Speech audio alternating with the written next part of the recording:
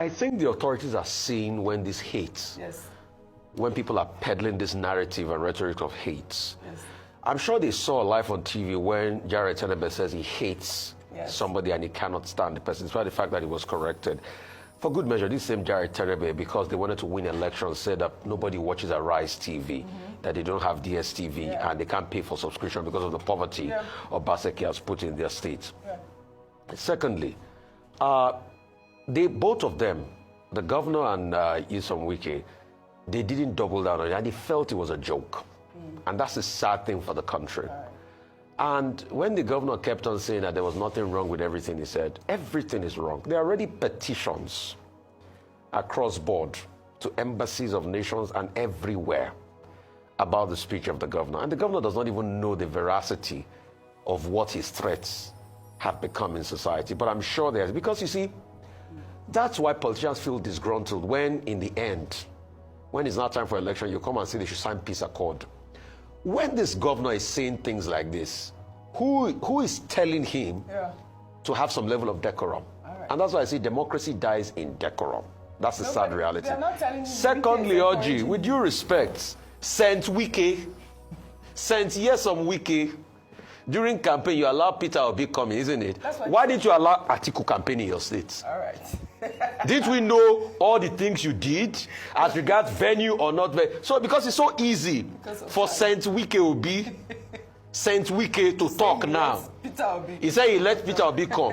What about Atiku? Why didn't Saint Wike allow? It's an application process now. It's an application process. You see, let's be doing a K in this country and continue hypocrisy. We will see it when the country goes up. Let me start with Jarett Tenebe, the chairman of the Edo APC. I said yesterday that the people who occupy positions of leadership in this country, they should be at least persons who are enlightened, so that they don't embarrass the rest of the community with their lack of enlightenment. Hate speech is deplored all over the world, whether it's Algeria, Australia, Canada, the United Kingdom, or in the European Union. The Council of Europe specifically has legislation against hate speech, whether on the basis of political affiliation, race or identity or religion. And here in Nigeria, you have a politician who says he's a chairman of a party in a state saying, I hate somebody. Now, you know, in Nigeria at the time, there was supposed to be a similar legislation against hate speech. But of course, you know, there was a rebellion against it. It didn't work. The reality is that what we play in Nigeria is a politics of hatred, of hate. Now, when Wike comes along and he says, when he was governor in Rivers State, Peter Obi visiting the state as a presidential candidate, informed him and he provided logistics, transportation, and all of that. It's about relationship. Perhaps at that time, he and Mr. Peter Obi, they were on good terms.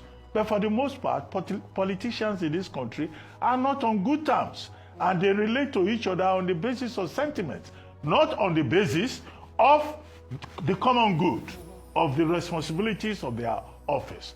So things have changed. Events have shifted. If the same Peter Obi were to say he was coming to donate in Abuja, maybe to the teachers who have been going on strike, Wike may say, don't come here.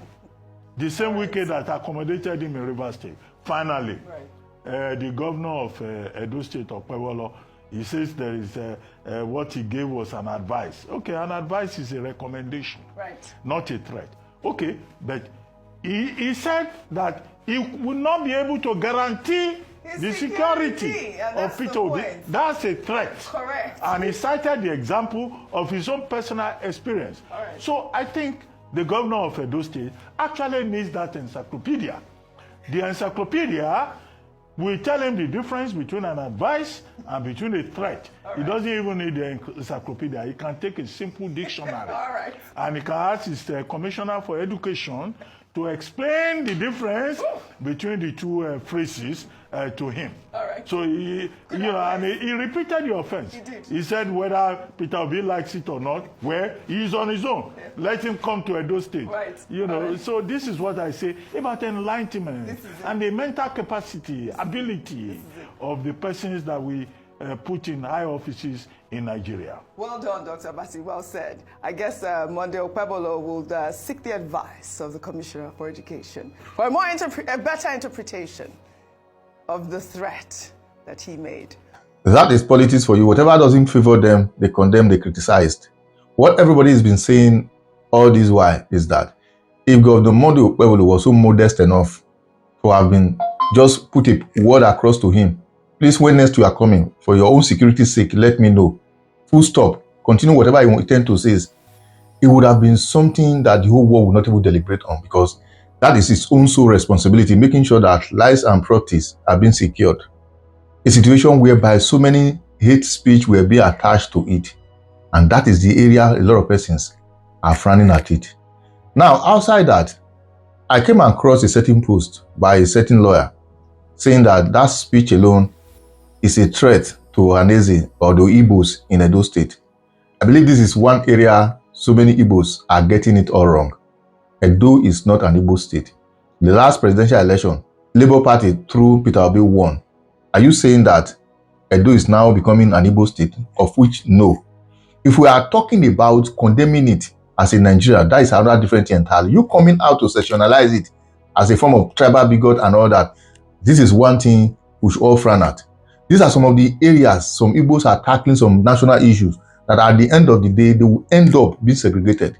What has tribe got to do with whatever Okpebholo said against Peter Obi?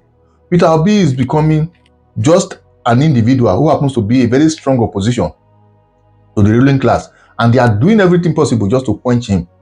Instead of you to lend your voice in that direction, you are saying because he's an Igbo man, what has Igbo got to do with whatever is on ground? Please, I just want to advise, never you say that thing again. That is the main reason why sometimes Nigeria as an entity always find it difficult to give some key positions like the presidency to an Igbo person. These are some of the things we should be frowning against at all costs. Let's tackle this issue as Nigerians, not you be Igbo, the other one are also because of be Igbo, that is why they do it like that. It does not work that way.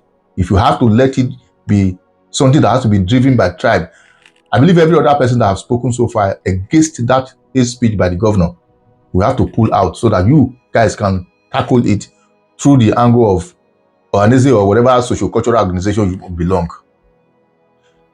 Anyway, whatever you think, drop your comment in the comment section. Once again, share and follow the page. Peter Obi issue is a national issue. Please don't sectionalize it or try to tackle it from the angle of tribe.